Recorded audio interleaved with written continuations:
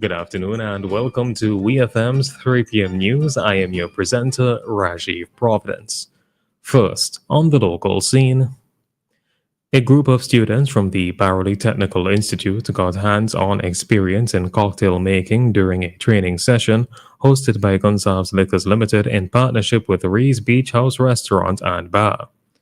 Held on October 2nd, the class introduced 12 food and beverage students to mixology techniques using brands such as Martel Cognac, El Dorado Rum, and Finlandia Vodka.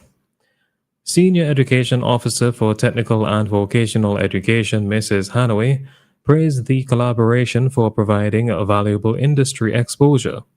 Gonsalves Liquors marketing manager Jeremy Dixon said the company remains committed to supporting training and workforce development as tourism continues to grow.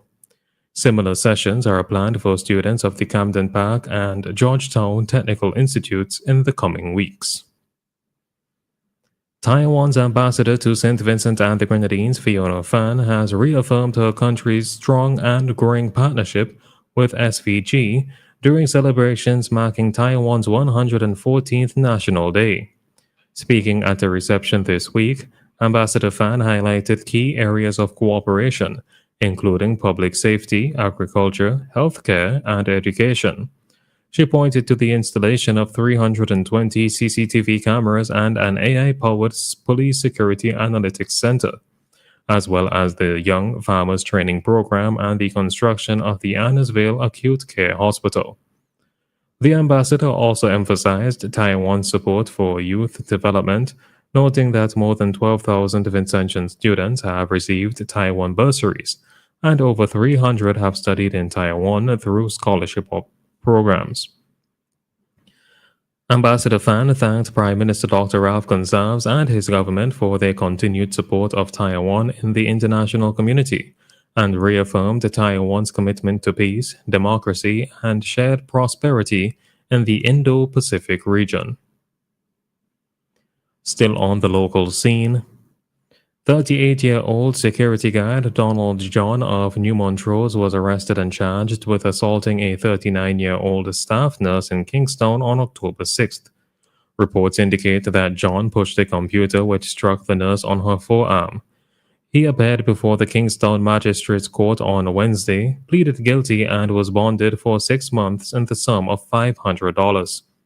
If he defaults, he must pay the amount forthwith or serve 2 months at His Majesty's prison.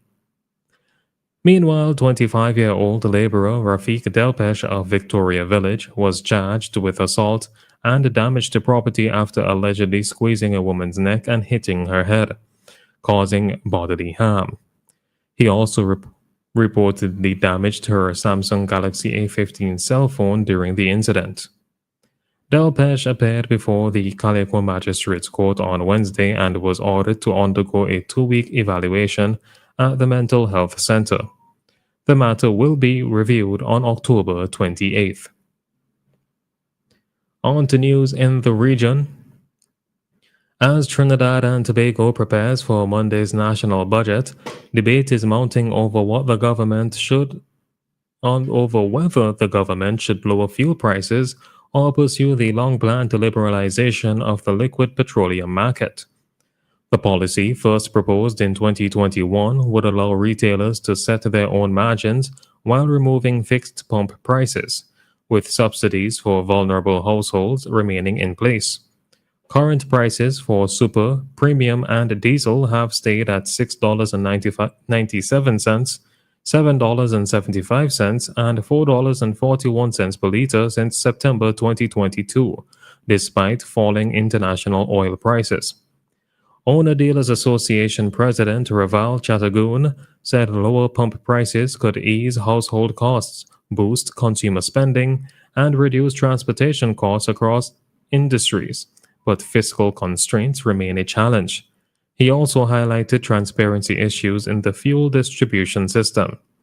Petroleum Dealers Association President Robin Nareen Singh urged caution, suggesting targeted relief rather than broad price cuts, while former Energy Minister Kevin Ram Nareen said the subsidy burden is currently manageable, though adjustments may be needed if global prices rise. Tropical Storm Jerry is moving toward the northern Leeward Islands with tropical storm conditions expected in Barbuda later today.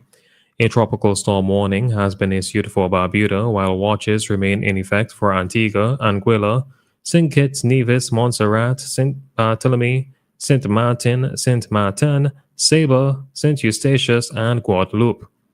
As of 11 a.m. AST, Jerry was located about 310 miles east-southeast of the northern Leeward Islands, moving west-northwest at 18 miles per hour with maximum sustained winds of 65 miles per hour. Forecasters say the storm could strengthen into a hurricane by late Friday or Saturday.